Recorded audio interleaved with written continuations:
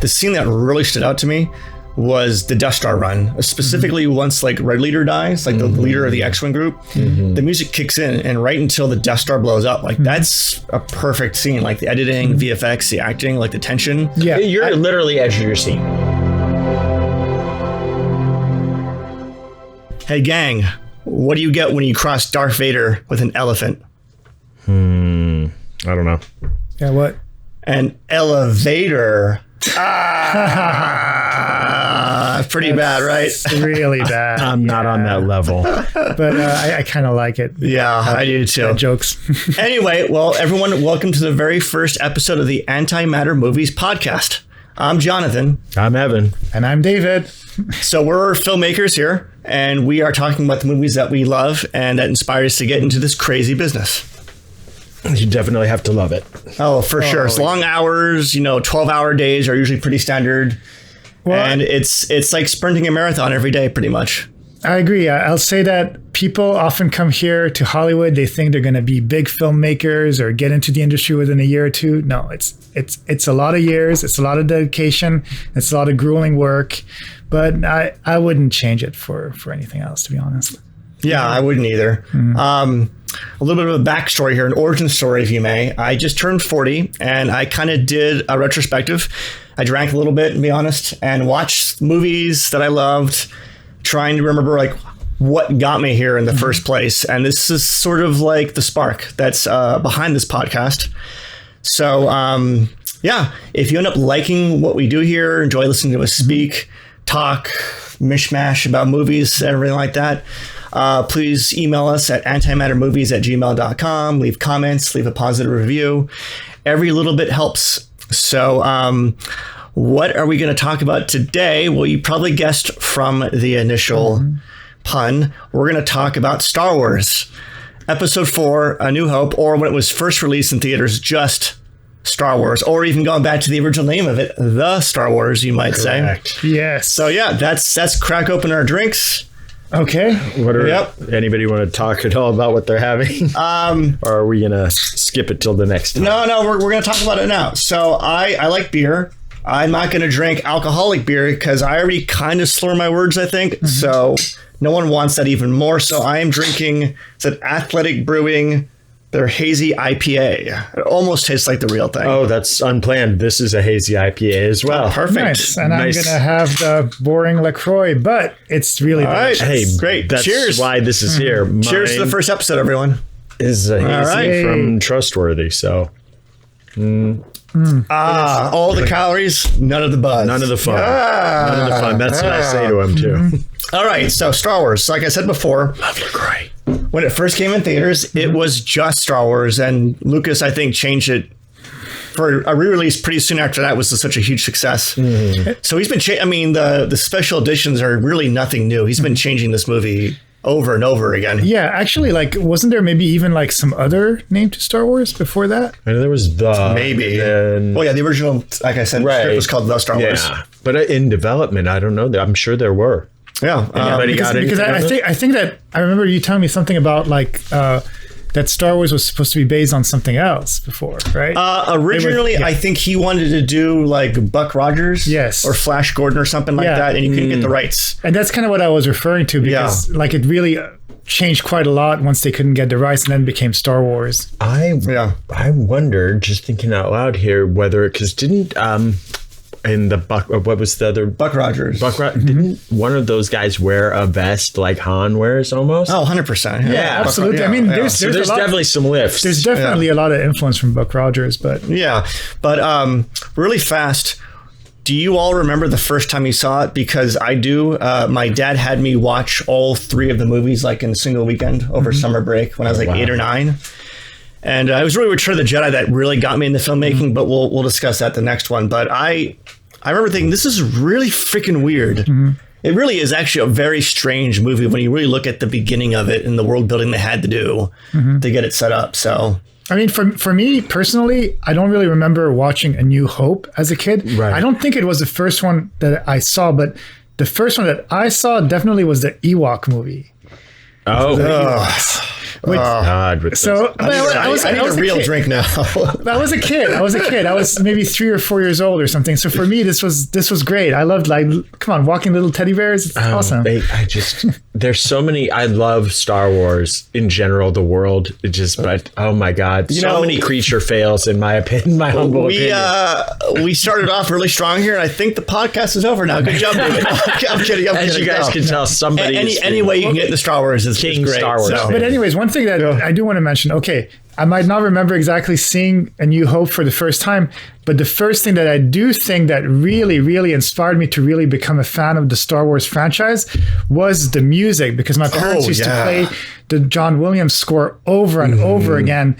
And that was so epic that it just stuck in my mind. I don't think that a lot of movies nowadays have those kind of soundtracks like back in the 70s and 80s. Or emulate like that.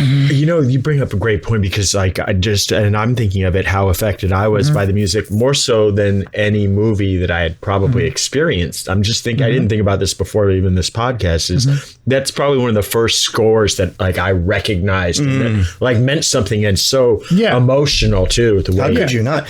One thing that always I keep reminding myself about this of John Williams is that he was married before, and she passed away, before he composed Jaws or Star Wars. And I think that this person you shared your life with never got to live to see you become the legend you are. I mean, no one's ever going to forget John Williams. He is the most famous film composer of all time, hands down. I mean, I went to Universal recently, and honestly, most of the music you hear around you is John Williams all day long. Yeah. I hope people get paid for that. Speaking as artists, now that I think of that, what's funny? You remind me is I listen to film scores all the time when I'm driving, and whenever friends would come.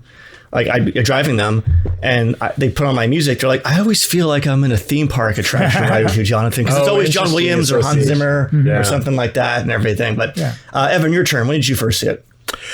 Oh, God. My mom's boyfriend, I don't know if he had the title or not at the time, Joe, was he had... I don't know whether he had it on what format he had it or whether it was on cable, but I got to see it at his house. I was staying up late and we were staying over. Sorry, Mom. And I just remember I was sitting there alone, which was an interesting way to see it. I might have been, 11, 10, something like that. And I was just like, what is this? I was blown away. I was sincerely blown away. I do think also for myself personally, though, I loved the special effects and all that as a kid, but I think that some of the plot points I totally missed. It took me a little while because some of it is a little bit political, and it is a war, so it's definitely influenced by the Vietnam War and everything like that. So I actually have a question. Okay, what's the question? Go ahead. Some of us are more well versed in this than others. John, particularly the minutia of the world. When I was watching the opening credits scroll by, two things occurred to me. One was, I wonder if he knew at that point, because we're getting a lot of exposition. We're getting a lot of, if he knew this would be out of order or he was planning, I wonder, I would like to know if you know. And then the second thing was, it says it's a civil war, which would mean that the empire and that everybody was kind of one at one point. So I that never hit me before, but as an adult and as a Buddhist, I'm like, oh, wait a minute, it was a civil war. I never thought about it. Anyway. It makes sense. Well, I know originally he had written the original 3 movies as one, and it was too long, obviously. 600 pages. Yeah, it was insane and everything like that. So he broke it up for sure. Yeah. I think he had some of the pieces down for what ended up becoming the prequels and stuff like that. But I think from what I researched, it changed a lot. The name of the emperor changed. Originally he wasn't supposed to be evil. He was just sort of a figurehead. He was being more controlled by a nobleman or something like that. Yeah. So it changed a lot. So the idea when they say he planned it all out, he didn't really plan it out. He kind of had an idea. Do you think he discovered that he was kind of the moral compass, the 180 opposite of Yoda in the story, so to speak? You mean the emperor is the opposite of Yoda? Yeah. I think he eventually figured it out. And then, of course, it goes back to the balance of the Force he talked about in the prequels. Right, everything's yin yang. But in the first movie, we don't really see the Emperor. No, he speaks only about one. it. Oh, we Yeah. talk One, about because it. He talks about it. Yeah, Grand Moff Tarkin comes in and says the Emperor's dissolved the Senate and stuff like that. Yes. So then the last vestiges of the old Republic are now gone. I'm paraphrasing here, of course, and stuff like that. But Isn't there a he will not be pleased or something like that in there somewhere too? yeah, it was I right think there's before that. something Something like that. Yeah, but I do appreciate though, like how theatrical a lot of the acting is. In the film. oh yeah. So many theater actors. Too. Yeah, I always forget Carrie Fisher has like a fake British accent in Yeah, some parts. I'm yes. just like, and she talked about it. She's like, didn't know what to do with. I think what they were going for was like, like the British actors were gonna be more like the higher ranks and stuff like that. Then like the Americans were gonna be more like Okay. the lowbrow kind of thing. That was totally lost on me. That's what I Yeah. kind of gathered from it. Then you also got to be pretty amazed at how like a lot of it is very reminiscent of World War II because of the whole organization. Oh, yeah. Oh, very the, Nazi, The yes. costumes, yeah. Oh all yeah, that Darth stuff. Vader, and the stormtrooper even, stuff like that. Even yeah. the name Darth Vader kind of sounds Stormtroopers. German, you know. Yeah.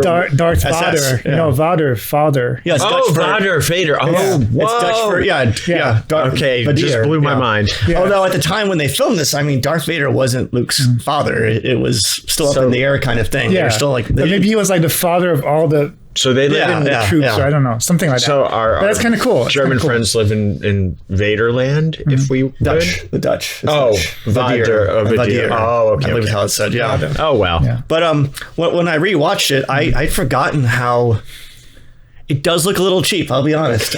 Which it's part?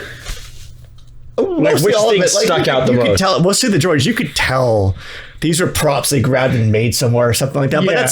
that's part of. I forgot how charming it was because of that. And really, it's a good like gap, a good bridge from like the 1950s sci-fi, like or even Doctor Who. Oh my A Forbidden god. Planet. Stuff on monofilament line. Oh yeah, it's all Yeah. like fake looking, and then it bridges the gap from then into what created the whole It transition looked- into modern science fiction blockbuster stuff. It looked great as a kid. Yeah, For yeah. what it was, you Yeah. were just like, oh my God. Now, this time looking back, I Yeah. watched it yesterday.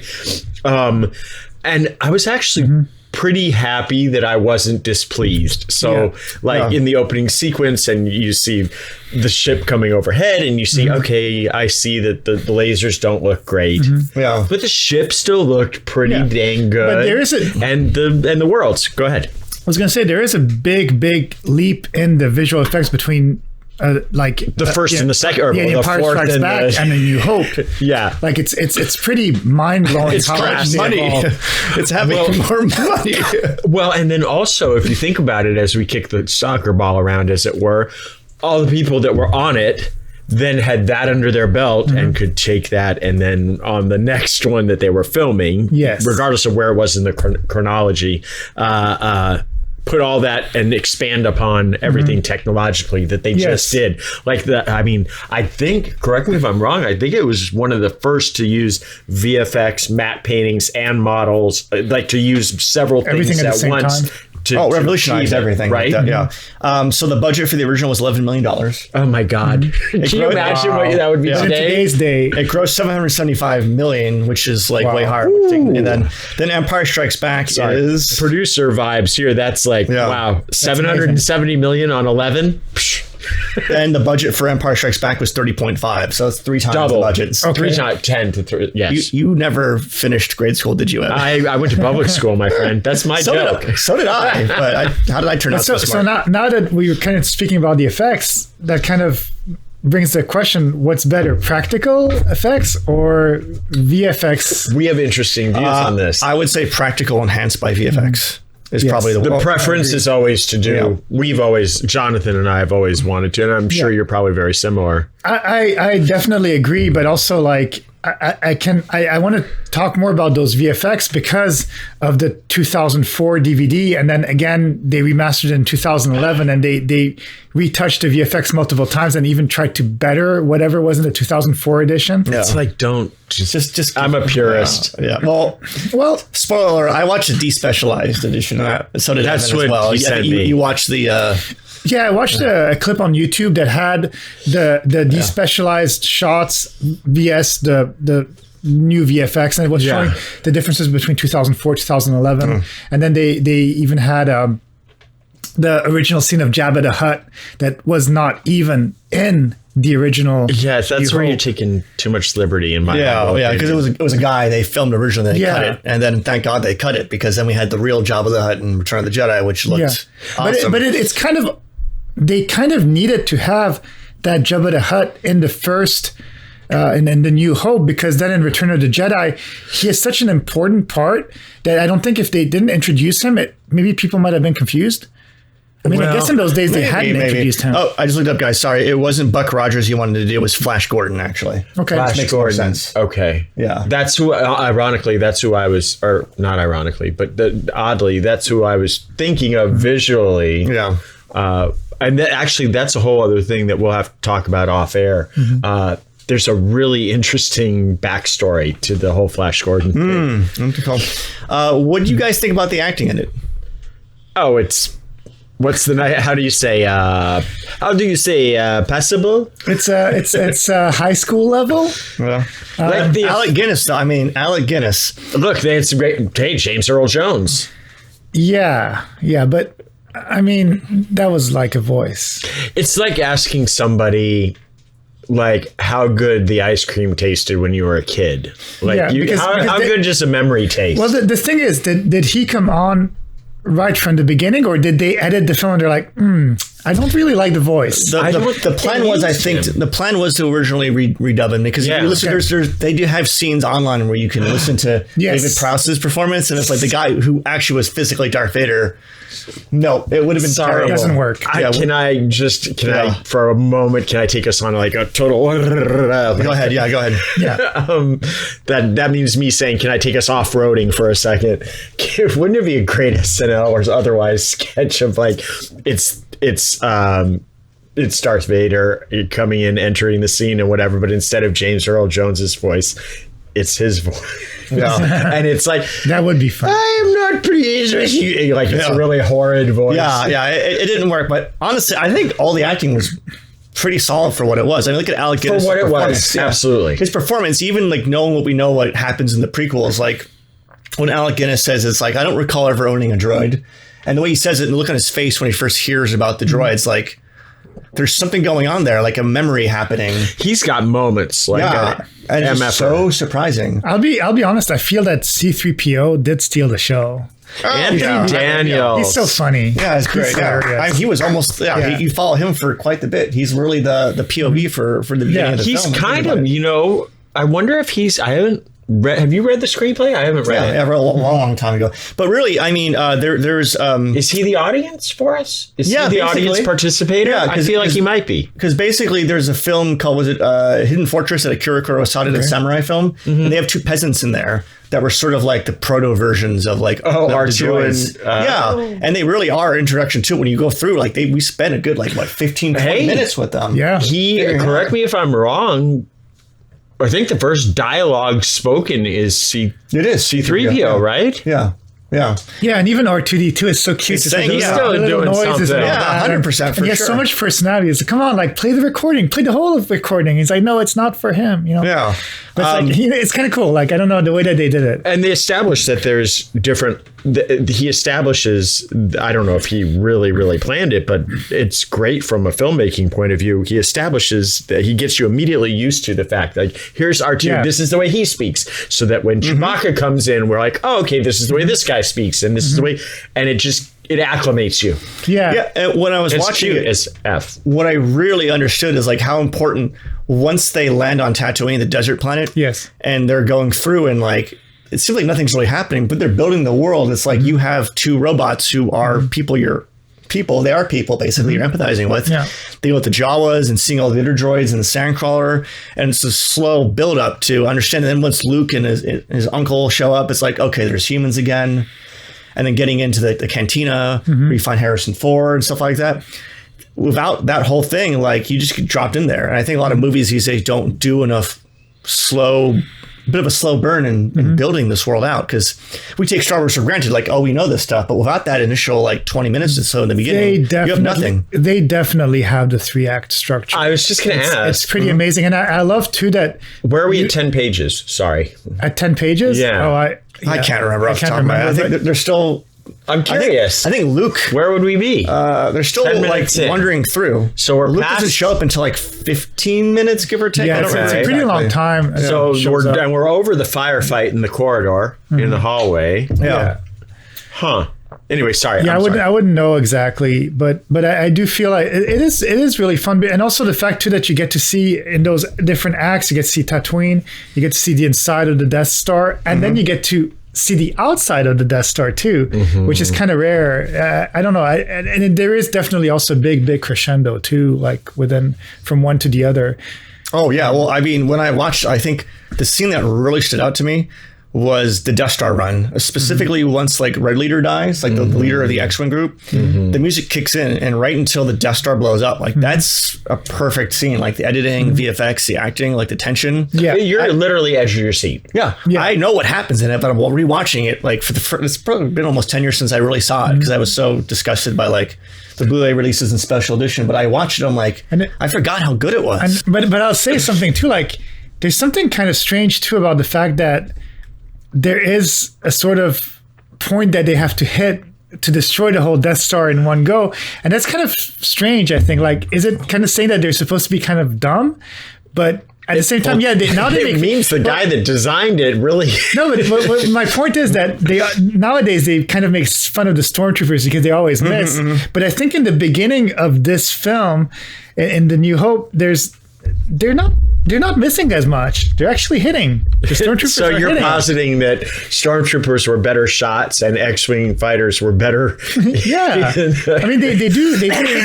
I love that. Well, first of all, David, anytime there's a plot hole in a movie, all you got to remember is the reason why it happens that way is that's what was written in the script. Exactly. That explains everything. But I think I think absolutely- Rogue One was really an excuse to make sense of the plot hole. Because have you guys all seen Rogue One? Yes. I have. They explain why there was a defect in there, which is like, okay, guys. I mean, it kind of made sense, but I feel like we should have gotten an apology letter in the mail. Yeah. Well, I'll just say that nobody else could have done it but Luke Skywalker because he had to use the Force. Like he literally takes away the thing that helps him to. I got emotional then, where it's just like you know the funny thing is like you got this farm boy who shows up at the rebel base and like, okay, let's give him an X-wing. I mean, are they desperate or they must have been desperate? They didn't have many people there, but it's just like they got to do what they got to do. So the fact that like here's our last chance, I'm like I'm going to ignore the targeting computer and just trust my gut. Like, okay. And also, you knew his buddy was going to die. The moment he says, "Hey, we'll talk about and reminisce about old stuff once we get back from No, this we mission." won't. He might as well have been wearing a red shirt. at the time. Red vest, red Red shirt, yeah. Star Trek, yes. Oh man. Oh my God. Yeah. Well, there were things that were definitely in there. Even going back to like everything, music, everything, characters, blah, blah. There's stuff that is definitely in there for kids, and then there's stuff that I think that they tried to like go, okay, we know you're going to watch it as an adult too. I'm going to argue that Lucas and a bunch of other people say it's for kids. I don't think it's a I don't kid's think movie. so because At all. when the guy gets his arm cut off in the cantina by Obi-Wan, there's blood everywhere. By the way, great music. What about Sorry. Yeah. Luke Skywalker's parents or adopted parents? Yeah. You see their charred kid. See their bones and everything. I know. Yeah. And poor kids living with his aunt and his uncle. We don't even know what they harvest. We don't know what they grow. Water. What do they grow?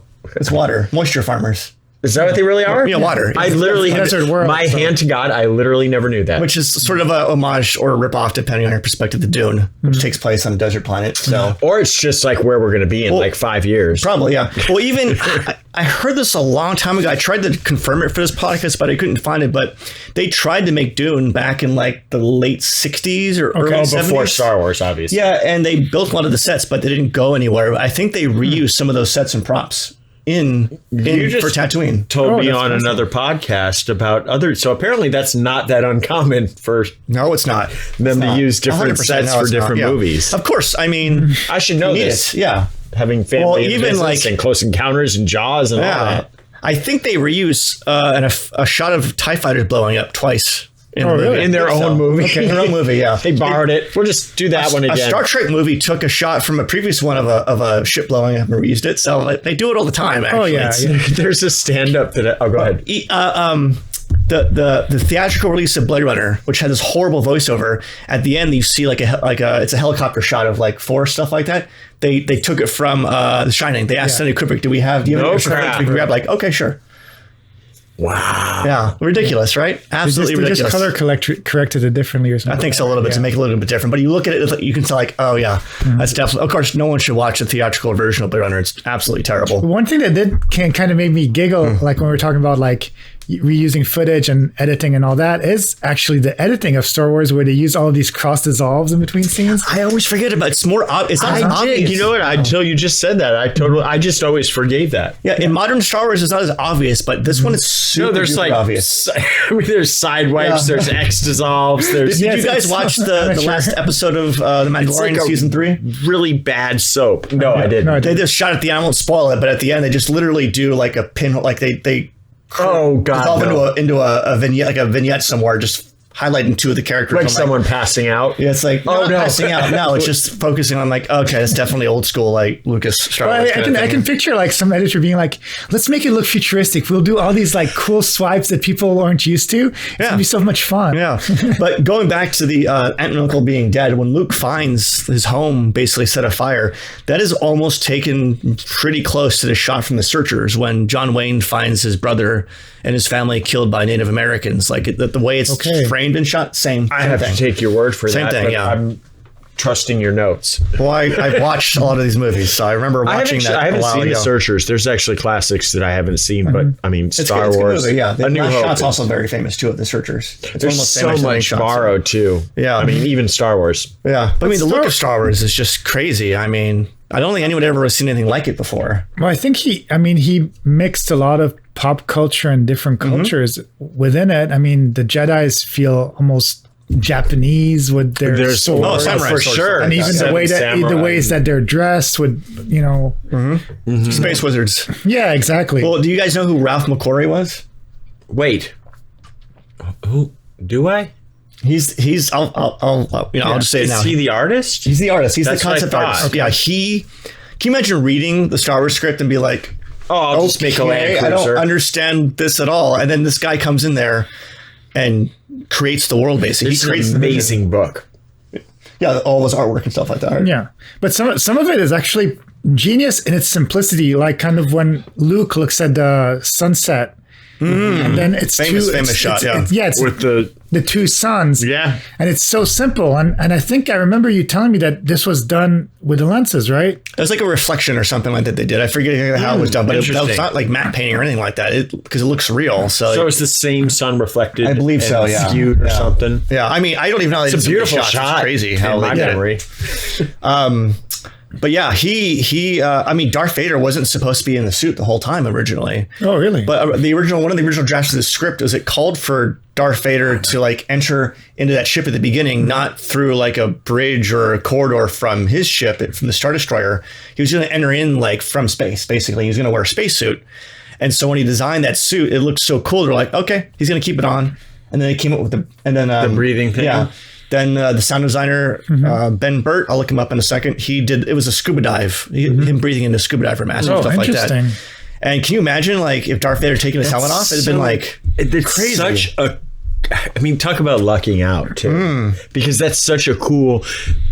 Like he gets credit for that as a story element, as something that he wrote, and yet it's such an integral part of everything that I dug about the whole story. Was him being cut off from the world, but both choosing that as well as guarding himself. And then you can't see his identity, so he's not human, even though it's like, and he gets to have all the credit for that as if. as it was all him, yeah. Right. Ben Burt, yeah, he did the sound design. I didn't know he actually edited all the Star Wars prequels as well. But he created the voice of R2-D2. The lightsaber hum was him. The sound of the blaster guns. Oh, come on. The breathing, yeah. R2 and like that alone. Yeah, he did all R2 of and it, the yeah. blaster Yeah. guns. He also did the performance for Wally actually in the movie. Yeah. This sounds like the thing that, like, I don't know how old he is. He's got to be what, 80s, 70s, late 70s, early 80s? 74. 74. Yeah. So I don't know He was if he's very young. I don't know if he's a drinking man, but I bet you he says, I'll tell you what, there would have been a flipping Star Wars blaster gun. Me. I did the little guy, the little garbage can. Me. Your entire childhood? Me. Exactly. Oh, did you know that they used? Did you tell me this, or did they? What? They used a steel galvanized garbage can as R2's stand-in. I believe it. Yeah, I believe They it. literally wow. did with blue paint No, I on never heard that. blue tape. Sorry, that's with funny. blue painter's tape, and they'd bring in the because it was the exact height of R2. Oh, that's funny. Who was that? Kenny Baker. Kenny Baker. Yeah. Speaking of sound design, what are the Jawas saying? Oh, I don't Wait, what? remember this, but I know It says Utini. That's what they're saying. Oh, I don't. Yeah, UTINNI. I know that that's because I used to funny. play the Star Wars like trading card game back Okay. a long, like 20 something years ago, and that was one of the cards. Utini. Oh, so it was written on the card. It was written on the card. I That's what it is, dated yeah. an Armenian girl that ordered a drink like that. I don't even understand. Are you being serious or is that a I'm joke or what? Totally joking. Okay. Utini. Well, I want to also bring, since it's a movie that's technically in the past, but it feels like the future. But what future technology did they actually get right? Because there's holograms, What for did they have? example. Let's see. Holograms are coming. Well, they had around, FaceTime, right? Yeah, Basically. basically FaceTime going on there. Still waiting for that lightsaber to get made. God. What did it get right? It's all. I wouldn't consider Star Wars to even be science fiction. It's just straight I up think fantasy. elevators existed. Yeah, it's so fantasy. I That's don't what it think is. getting up from the garbage compactor was Yeah. that big a deal. Yeah, I mean, do we have any? I guess we don't have anything that flies. If we in the wait same a way. minute, Yeah. we've got R2 and C3PO. We do have. We're the really AI, close. AI, We're very AI close. is getting very, very close. and the right? robot dogs. So we're Yeah, pretty we'll see close. there. We'll see. So here's a hot take. Do you think Star Wars ruined the movie industry? Because when you think about it, In what Jaws was the first blockbuster, and then Star Wars really cemented it. And it was the idea that no one ever realized before you could make money off merchandising stuff. Oh, they were huge with that. And you know what? And he made more money. Go ahead. Lucas took a pay cut. He's like, Yeah. all right, don't pay me as much, guys, but I want to own the IP, the intellectual property, and the merchandising. And the studio's like, okay, outright. sure. All of it. All of it, yeah. All of it. He made I think he made like $500 million. Oh, Did they knows? start the toy line right away in '77 when the think They They did probably had that, to. and I know my ex Sarah was telling me about it when she worked for McDonald's and did tie-ins for one of the newer ones ages ago. But yeah, they had merch tie-ins on food, on fast food almost immediately. They had 1978 was the first Star Wars action figures. so 1 year Okay, later. So 1 year They later. didn't So realize. Look, back then, probably still out in theaters. Well, yeah. If It was. If it came out in '78, it means they must have started the designs in '77. No, it's 77 was when it was No, released. that's what I'm saying. The toys. Oh, the If toy they- in the 78. toys came Oh, out in yeah, they 78. had You know, a it takes a design. while to get Yeah, it designed. yeah. So they must have started a really long time ago. Oh, same thing with Baby 100%. Yoda. They didn't realize Baby Yoda was going to be a huge thing. yeah. I'm going to Boring. step off screen for a second to give Jonathan something. What? Uh-oh. What has he got? I was working at a restaurant, Okay. and somebody at the bar insisted Oh, wow. that I take that, and they drew that at the restaurant, and I was like, I don't know who to not give so this bad. to, Oh, yeah. Yeah. Can we see that? nor who to Oh, the credit it camera's- to. okay. But I was like, That's cool. That number doesn't one. look like Baby Yoda though. That's actually Yoda. That This is actually supposed to be Yoda. But yeah, so I was like, I'll give it to Star Wars fan number one here. I'm a bit of a Star Wars fan. Well, I don't know if Lucas is a Star Wars fan, actually. Well- it's a good segment. Good segment crossover right there. Very fluid in how we're transitioning here. People would say he isn't because he redid stuff. Yeah. Well, around the same time, Spielberg made Close Encounters of the Third Kind, and they both believed the other one's movie was going to do better. In fact, they made a bet. The bet was That's right. whoever made the most money had to pay the loser 1% of their profits off that movie. And he's still getting paid. Oh yeah, well, I mean, not anymore because after he sold it to Disney, but Yeah. So basically, the entire time of Star Wars until he sold it to Disney, Spielberg's making 1%. fortune. Okay. He sold he sold Star Wars to Disney for $4.4 billion or something four or like that. five. Yeah. So we're looking at what $44 million right That's there. I'm like, ridiculous. that's a hell of a pretty good. friend bet. I think my math was good there. Yeah. Yeah, well, one But thing geez. too, that I just tilted about, like when you're talking about Lucas and all that, is the fact also that prior to Star Wars, he made THX 1138, Robert Duvall, the legendary Yes. Robert Duvall. and I feel like there's quite a lot of similarities between THX and Star Wars in some way too. Where did he use the license plate? He used it in one of his other American movies. Graffiti. Right. Yeah, I was in there. Well, T-Rex 113 is way weirder than Star Wars. It's a strange movie. It is, but he does refer to it in Star Wars too. He says cell block 1138 at one point too. Well, you know, cool. I heard Lucas is still making movies right now, but no, he's not sharing them. He's not showing them only to friends and like close friends and family. Is he going to do a dump and just well, probably after he dies, and if it ever, he might not even want people to see it because I think we don't even know if they're going to be good. Well, it's all subjective because he's more, and you can see it in T-Rex 113 if you ever see it. He's more like pure cinema mindset. Like and pure cinema is more like, what do you get when you have images and you cut them together in a certain way? Ignore writing, ignore acting, ignore music, ignore everything basically. And really, I always feel like, you know, Lucas, ever compare Lucas and Spielberg to each other, I think Lucas is more like Terrence Malick actually in a way. So you're suggesting that or saying that he set out to make films and what he did was made one of the best movies of all time. Oh yeah, even Francis Ford Coppola, who they're all friends with, he said that whatever money, you know, Hollywood and Lucas made off of Star Wars, it's a fraction, I'm paraphrasing here, it's a fraction of what we lost in George Lucas, the filmmaker. But yeah, I would say that Lucas is, you know, people compare Lucas to like Spielberg and stuff like that, but I think he's more like Terrence Malick. He wants to do more artsy stuff and leave it more to interpretation and stuff like that. And you see a little bit of it in some of the, like even like he talks about Obi-Wan and Obi-Wan says to Luke and stuff like that, it's open to interpretation. So he doesn't want it to be clear cut. Even though that's what he ended up becoming with the Star Wars movies. And well, most like Buddhist ethos and you know teachings and actually a lot of spiritual stuff is really open to interpretation. It points you in a certain direction, but it asks you to make some choices, much like free will in Christianity and in Judeo-Christian ethic. So is he Buddhist? He describes himself. He's described himself as Buddhist Methodist or like Methodist Buddhist. So some Christianity mixing with Buddhism, which you can feel in Star Wars and stuff like that. Oh, I mean, Star Wars is all about. I mean, it's the light and the dark, the yin and the yang. You know, Darth Vader his outfit wasn't white. Let's be honest. If we're going back to even the cowboy, don't go to the dark side. Like Although as Star Wars has gone on, even before he sold it to Disney, I feel like he started to muddling the black and white, making it a little bit grayer here and there, very very slightly. He's like, we need something cute here, like a bear or a. Well, I mean, if you look at the original, like when they go to the bar scene where they meet Han Solo for the first time. Great music, by the way. I know that once they redid the VFX, they did change quite a lot of the aliens inside the bar. Yeah, a bunch of them. Yeah. But if you do look at the original ones, it is kind of weird. For example, there's a Wolfman. It's definitely a Wolfman. Oh, it's not an alien, and a lot of the aliens do. Like they just couldn't get enough. They were reusing everything. Yeah, they were just reusing stuff, and I think they didn't. They were like, "Oh, that looks alien enough. Let's put do him that." In the far back. But then it just didn't feel right. It felt more like horror.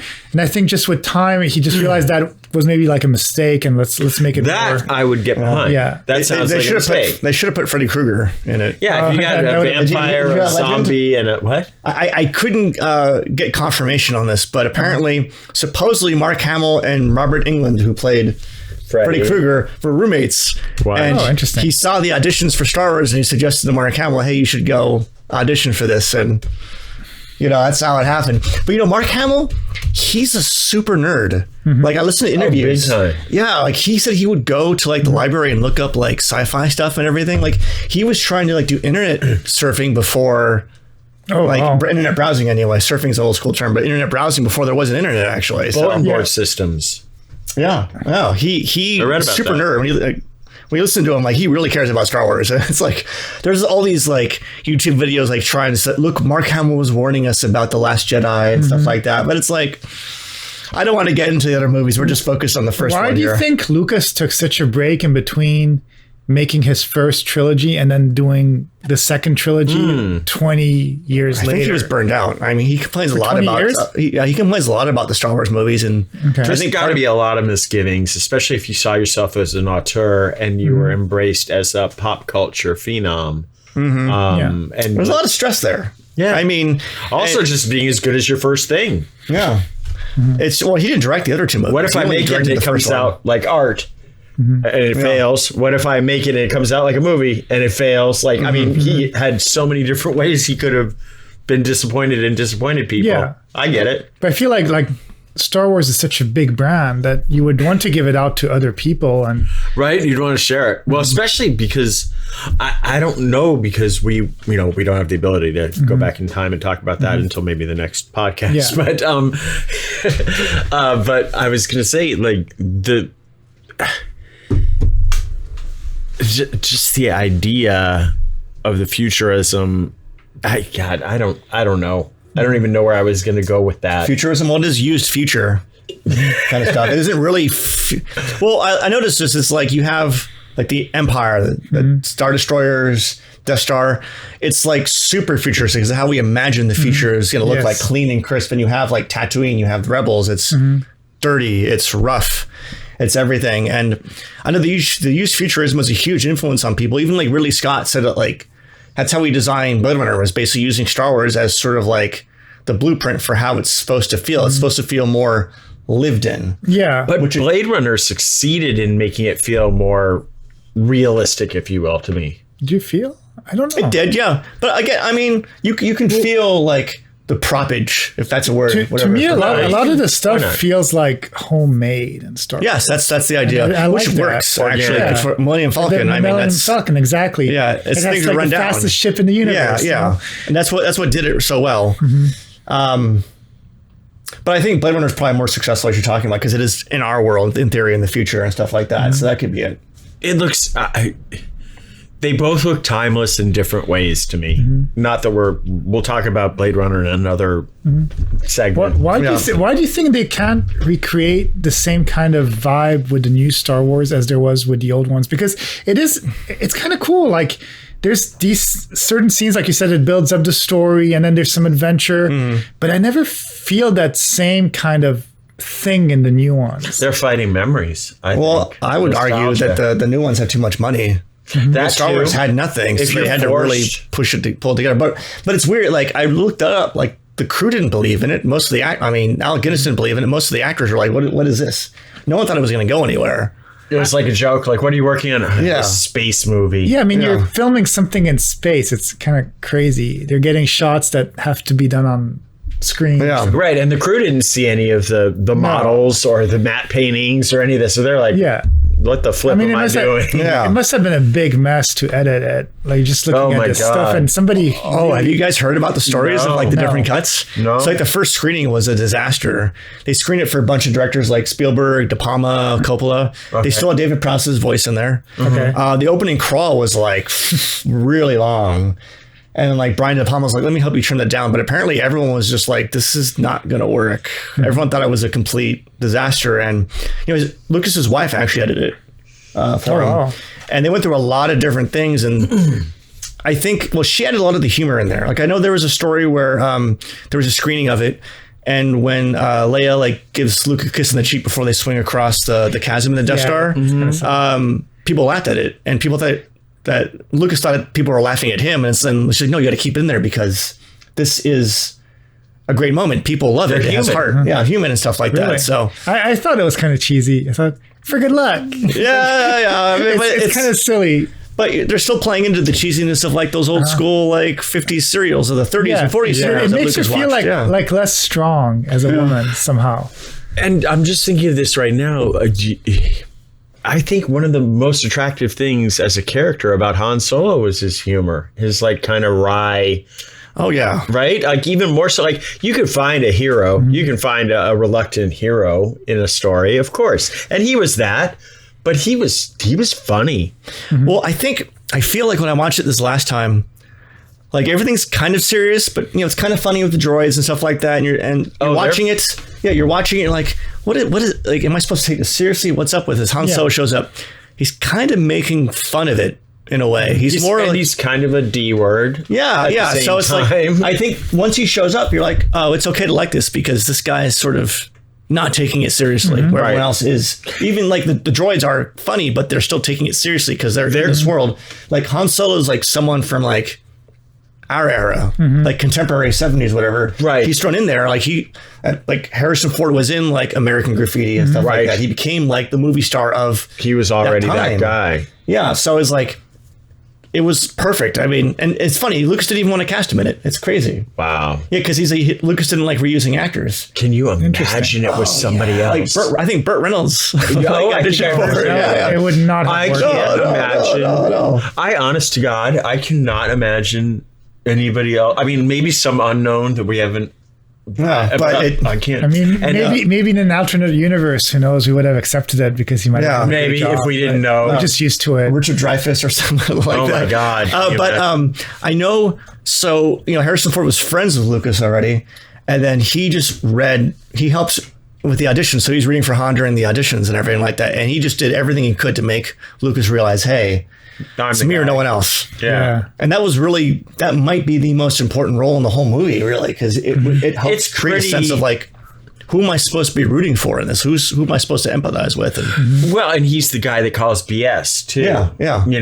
And by the way, just circling back for a mini moment to C-3PO and R2. They're a comedy duo. That's how they're set up. like Laurel and Hardy kind of thing. Yeah. Laurel and Hardy. One's short, one's tall, one's this way, one speaks funny. Costello. How did they move the R2D2 back in the day? It was like 3 R2s. It was like Kenny in an outfit. It was a remote control one, and then there was one inanimate one that they posed, I believe. So they did have a remote control to make. They had one for movement, and then It was a specially made suit. So you had Kenny Baker in there. Yeah. And there was a suit, and they had like people were manipulating all the different parts and stuff like that. and then to there make was it work, also a remote. Why am I missing my words? Like for Remote control. the audio for all of that, they even had somebody for something for that. Okay. Can you guys imagine like those two droids? Like you're in the middle of the desert, like with Tunisia, and like it's sweating. It's like so hot, and you're gonna be in these freaking metal Oh suits. my God, Anthony Daniels must have been. Awful. Good for. I mean, it was worth it. Definitely. metal but suit. It's awful. Wait, actually, I don't know if it's metal. I don't. Do we It know might whether not be C-3PO metal. was It it just tin probably or looks something, like or was it. it plastic? Let's see. I don't think plastics were advanced enough then. I bet don't it think was so. tin or something with foil on it. It's possible. But then they also did a good job just with the costume. It actually looks like a real robot. Back to so many things that they were groundbreaking on. But I think nowadays they wouldn't have gotten away with just putting someone in a suit just like that. They would have wanted to mix in some VFX on top of it. wardrobe. Well, they ended up doing VFX for the prequels at one point, so to get over it. So because that was rough. So back to that question I asked before: did Star Wars ruin Hollywood? What do y'all think? Because now we're in an age where it's not independent movies like they were back in the 70s. It's all like high, like big budget tentpole releases. It's all going to be blockbusters. So the producer would say it did and it didn't. Reason being, not safe answer, for real.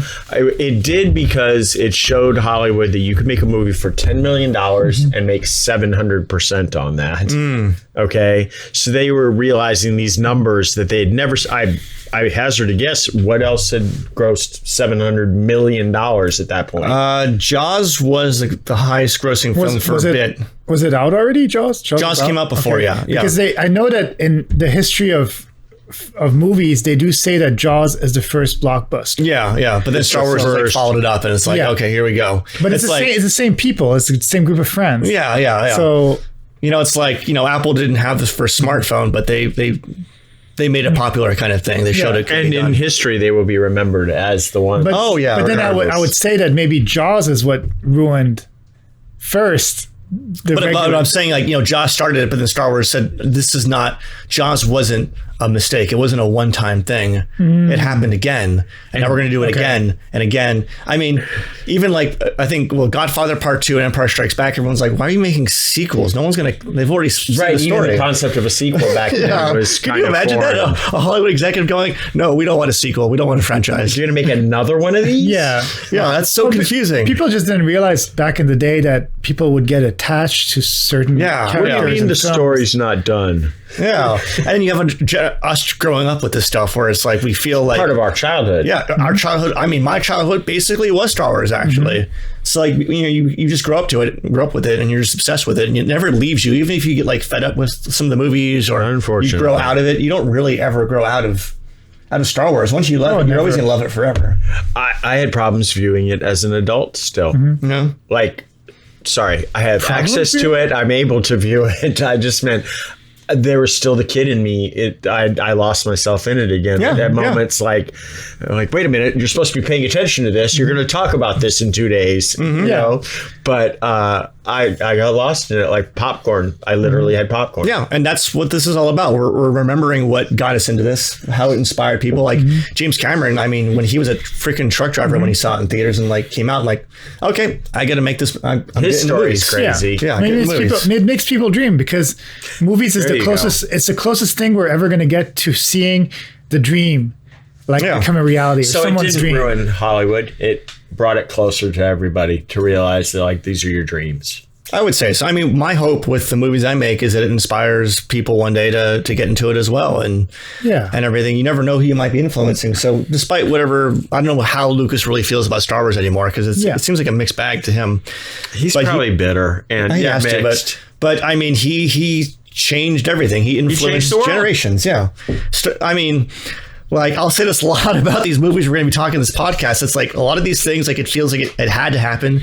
And there's a clear distinction of, you know, science fiction and fantasy. If we want to categorize Star Wars, it was movie making before Star Wars and movie making after Star Wars. It changed everything. I mean, still, when you take into account inflation, still like what the fourth highest grossing movie of all time. With inflation, it grossed $3.4 billion. That's ridiculous. Huge. Just pretty much in the U.S. Like it didn't go to a lot of countries. The international box office weren't things back then. It'd be like going back and saying, did green screen change anything? Yeah. A little bit. You know what I mean? Well, of course it did. Well, the thing is also back in those days, the movies could stay in the movie theater for months. Yeah, everything goes to streaming right away. I don't know if we can look it up quickly enough, but I bet you Star Wars... I bet you it re-released. I bet you it was in theaters for close to a year and got re-released. And then how far away was the VHS release from Star Wars? Were VHS even a thing? No, it was not. It wasn't until at least a decade later. It was like early 80s. Let's see, VHS release. I think like mid 80s or something like that. Oh, 85. There was a Sony thing first, right? I don't know. But here's the thing. I only own 4 VHS tapes still. My grandmother got me the original Star Wars trilogy on VHS. And there was a 4th one that was like the making of the movies. And I still have that. It's like, she's gone now for over a decade, but I'll keep those for as long as, forever, basically. I should try to see if they still work. I'm sure they do. I can't talk about the VHS tapes that I have. Yeah. I actually have 2 family, like 50th wedding thing. Like my family, because they were all on camera, were like, oh, we should video this. And that was kind of like unusual. It was like just starting to be a thing. Yeah. I mean, my grandparents did. I think I got rid of all my VHS tapes, but nowadays they're popular again. So maybe cassettes are coming back too. If you've got a single, like if you're an artist, like that's a thing now. Well, we know vinyl did. This is the first year in history of music since vinyls became less popular that vinyls have sold more than CDs. They finally I heard about that. Yeah. I would love to be able to watch like the original Star Wars, like not modified at all in a theater again. That'd be great. Yeah. They did it a couple years ago, right? I'm sure they have one, but they are going to do a 40th anniversary screening of Return of the Jedi, like I think in a week or 2. So I'm planning on seeing. We should all go see that. Actually, they like when we do Return of the Jedi. Like legit? I don't think so. No, I think there was probably something that Disney signed when they bought it that either they can't or it's going to be a long time before they release the unaltered version. Yeah, because even the ones that you saw that had the VFX, the original VFX, it was probably like some sort of fan made thing, right? Yeah, they took like the Laserdisc version and they sort of like, I think they tweaked it a little bit here and there, but it's not the original. You just reminded me of something. So my uncle was a cinematographer and a cameraman, and when he passed, I'm trying to think. I think I have Return of the Jedi. Okay, so he had a Laserdisc player, which was like the size. It's like a CD, but the size of like a record, an LP. And I have like 40 or 50 of those, and I think I have. I know I have Jaws. I think I might have whatchamacallit in it. I think I might check and see Return of the Jedi or Star Wars. Or maybe we can watch an unaltered version. Yeah. On the what is it? Laserdisc player. On my huge 150. We should do that. That'd be awesome. That'd be awesome. I forgot to say one thing that I feel like a lot of people probably made this mistake when they first watched it as kids. thought they weren't called lightsabers. I thought they were called lifesavers. Oh, I didn't. And I was wondering what flavors they were. Like the Jedi would have like what, blueberry or blue raspberry, and then like the Sith would be. Well, they didn't call them Sith. There was no mention of Sith. Like, did you imagine that they like licked it or something? Maybe, I don't know. Because it's the saber cuts. But they would be cherry, and then like my favorite flavor of lifesavers as a kid was butterscotch. So the new Ahsoka trailer that they're doing the show for Disney Plus, Right. They have orange lightsabers now. So I'm like, butterscotch flavored lightsabers. I love it. What I love is that this is the commonality of childhood too. Is the association with blue is raspberry. Yeah, which is like, how is that? Yeah, blue raspberry. Thanks, now. guys. But speaking of lightsabers, we should talk about the choreography. Oh my gosh! Yeah, touch on. We could literally do 3 of these. We could. Well, we will be one for. Well, I mean, 3 on. We can do 3 on. Yeah. Star Wars. So there's who is the Blade Master on this? But David Prowse, who again was the actual physical Darth Vader, kept breaking the fake lightsabers they used. Were they plastic at that point? By the way, I I Googled or I ducked and I couldn't find out what C-3PO's costume was made of. I think it had some pieces of plastic in it and lights and Bob Anderson. Yeah, and I know because they were. I think they were lit because they wanted to have the color go glow.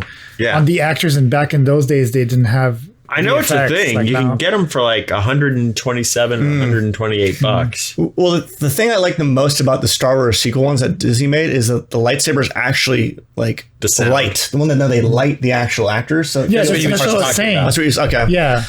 I was looking at Bob Anderson, so I completely missed it. Now you get 2 times now, guys. But yeah, you see, it doesn't interact with anything. Once the lightsaber's on, it's like, oh, it's just there. It isn't really like, and you can even see like on David's face, right? You see the blue light because we got some blue light up there. Yeah. That's what we're talking about here. Blue and red. Clearly one of the good guys. And also one way to say why sometimes the lightsaber can cut through a wall and other times it just hits someone and it doesn't really cut them is the fact that the lightsabers are not circular, but they are more like swords. But because they have the light, it looks like a circle, but there's a blunt side and there's a sharp side. Yes. So so that's kind of interesting. I literally had this conversation with another one of my friends who's an even bigger Star Wars nerd than me. Like he was like, "Oh, this is that." I'm like, that it makes sense. I think you told me about that. Yeah, but I don't know if they actually planned it that way, and then people later on could have been convenient after the fact. I feel because that's because it's hitting flat. You know, But it also could be that some people have the Force, so they don't get hit the same way because they're able to. David, it was written in the script. It was right. That's okay. Was it? But yes. So David Prowse played the physical Darth Vader, but during the sword fights for I think the second 2 movies, it was this guy Bob Anderson who was actually doing it because David Prowse couldn't really fight properly and stuff like that. So. And for the effects, they stabbed James Earl Jones repeatedly. Right? Sure. Yeah. But to give you an idea, this guy, Bob Anderson, he also did the sword fighting choreography for Highlander, 3 Musketeers, Princess Bride, Zorro, Lord of the Rings, all this stuff. So, God, we could almost make a...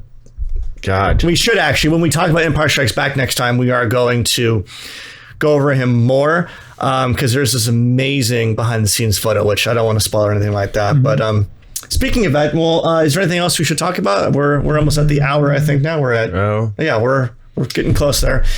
Is there anything that really stood out as being? I didn't remember that as a kid, or like it was like one thing. One thing that I didn't understand, and I think you did mention to me once that it made sense, is the fact that Obi-Wan Kenobi just looks at Luke and gets hit on purpose and dies. Oh yeah, that's right. So the original draft of the script, Obi-Wan Kenobi survived. Oh, but then he's just hanging out in the rebel base doing nothing, and everyone's like, "Why isn't he doing anything?" That's weird. So they're like, "Let's just kill him off." So they killed him off. Oh, because it just felt so wrong. Well, now I'd say something, but I don't want to spoil it for anybody that hasn't seen the whole. Yeah. Can he just go back to Tatooine and chill and once in a while still come and do the Force? He can do whatever he wants. He can be the guy in the bar. Like, hey, sweetheart, let me show you something. Yeah, I'm sure. I mean, if they were to make it today, which is a horrific thing to say, but they probably would have made it a little more like, okay, why did he actually have to die? And like the lightsaber didn't cut his hood or anything like that. It just instantly vanished. And then they decided after the fact, sorry for yawning, they're like, oh, well, we need him again. basically, like from a story point of view. They're like, oh wait, we need him again. Oh, he's a ghost now. Yeah, Force Ghost. Yeah, of course, it makes perfect sense to me. But yeah, that is a little weird. But that's what was the reasoning. Of course, in the original The Star Wars thing, I think it wasn't. So it was Luke Starkiller. Luke Skywalker was the old Jedi general, and then Anakin Starkiller was like the hero. And of course, they rearranged things and stuff like that. That they rethought some of that. Yeah, and Han Solo and Chewbacca were like the same character. He was like some weird, like green space alien kind of thing. Yeah. But that would have been so bad. yeah, but it's amazing that these movies that we love so much, like it could have been different in so many ways. And horrible ways. The fact that we got what we got, I mean, it's almost magical. It does feel kind of like fate sometimes. I don't really necessarily believe in fate or destiny, which even though Star Wars is all about that kind of thing, but I believe in the Force. Yeah, if only it was real, right? I think. Well, the thing is that it's real. Somebody needed to do something at one point. If Lucas hadn't done something, somebody would have created something else. Yeah, I mean, it's there. It would have evolved somehow, even if it was 5 years later or whatever it was. Someone would have created it. It might not have been in space, but would have been something else with VFX like they did, and it would have created that same kind of movement. Exactly. Yeah, Right. I mean, look at it would like have happened. Yeah, it's just that they were the ones that did it, and they were connected with those people, and they all said, let's push this way, let's motivate each other, and that's how it happened. But yeah, because these movies that are cultural milestones, they tap into something that's there in society that we Just like we're that's channeling. there. Yeah. So it's like someone's gonna make something that's gonna have a similar impact. Now, I mean, that's not no disrespect to George Lucas or George Lucas or anyone who did it. Like he touched on it, he made it, it's his. But yeah, it's amazing how these movies are, again, they feel like they're meant to happen. And that's the magical thing. And I think that is the perfect place to end on the first episode of the Antimatter Movies podcast. If you all made it this far, thank you very much for watching. Please go ahead and leave a positive comment, review, comment, subscribe, whichever platform you're on. You know what social media is all about. We're just trying to... Unless social media is dead when you see this and you're watching us on some other platform and everybody's long since deceased. Yeah, and you're studying this in a galaxy far away. Right? Maybe like Wookiees are going to find this podcast one day. What, they're going to be like, wow, these guys were like the sages of their civilization. What language are they speaking? Oh no, what we're talking about is universal, so they'll understand us for sure. I don't think so. We're speaking the universal language. The linguistic skills of a Wookiee are highly underrated. I agree. Anyway, well, once again, everyone, thank you so much for listening. Next episode, we're going to be discussing Back to the Future Part 1. BGGF, what? Yes, and then we'll eventually get to the other Star Wars movies, of course. Empire Strikes Back is Revenge of the Jedi. The original title, which I would prefer that one, but cool. All right, everyone. Bye, guys. Talk to you soon. Bye. Thanks for being here.